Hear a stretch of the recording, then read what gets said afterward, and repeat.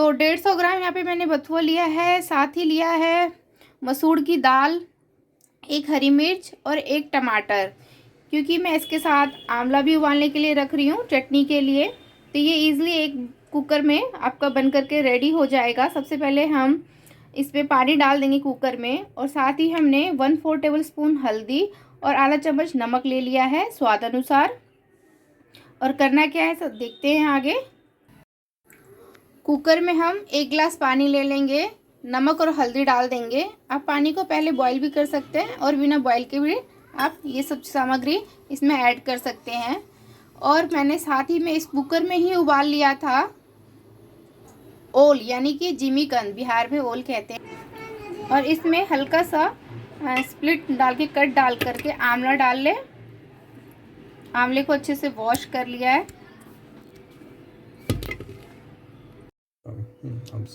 तो अब हम इसमें डालेंगे टमाटर।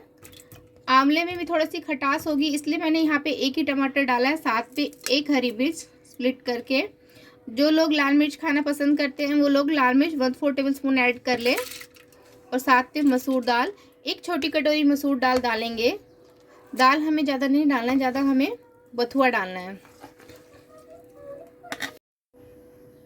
और साथ ही मैंने ये जीविकन यानी ओल उबाल करके, सूरन, हर जगह इसका अलग अलग नाम है, ये रख लिया है।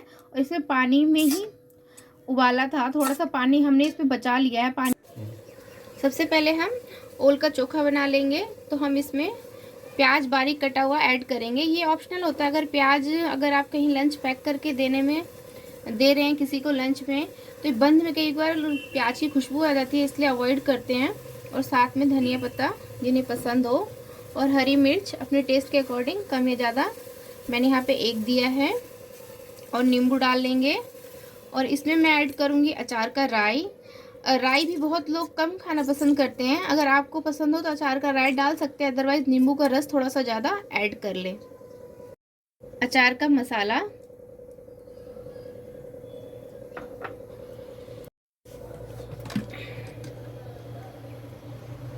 यहाँ पे हम 1.5 टेबल स्पून यानी 1 टेबल स्पून बस हमें सरसों को चटकने के लिए तेल डालना है। और इसका जैसे ही कलर चेंज होगा हम इस चोखे में ऐड कर देंगे। इसका कलर चेंज हो चुका है, तो अब ये ऐड कर देंगे। और साथ ही में हम ऐड करेंगे नमक स्वाद अनुसार। और इन सबको अच्छे से मिला लेंगे।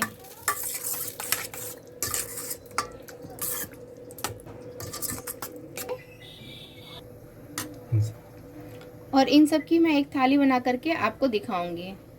और अच्छा भी लग देगा। हाँ तो क्या हो गया, 2 मिनट। सबसे पहले हम पंचफोरन ऐड करेंगे। मैंने मिर्ची यहाँ पे साथ में डाल दिया है आंवले की चटनी बनाने के लिए। ये बिहार के स्टाइल में मैं चटनी बनाने जा रही हूँ। हल्का सा इसे रोस्ट कर लेंगे, ड्राई रोस्ट ही करना है, हमें इसे तेल वेल ऐड नहीं करना है। हल्का सा जब कलर चेंज हो जाएगा तो इसी के साथ हम इसमें थोड़ा सा 1/4 टेबल स्पून धनिया ऐड कर देंगे गैस ऑफ करने के बाद। और नमक टेस्ट के अनुसार आप स्वाद अनुसार डाल लें। और थोड़ा सा तेल डालेंगे जब पूरी चटनी पीस करके तैयार हो जाएगी। इसका कलर चेंज हो चुका है, इसमें हम धनिया डाल देंगे और गैस को ऑफ कर देंगे और इसी पे हल्का सा चला देंगे। और आंवले में से हम गुठली निकाल लेंगे, आंवले का बीज। और उसके बाद तो ये जो हमने ड्राई रोस्ट मसाला किया था वो डाल देंगे, नून, नमक और थोड़ा सा तेल चटनी बन जाने के बाद ऐड करेंगे। इन सभी को आप सिलबट्टे पे या मिक्सी में पीस ले अच्छे से।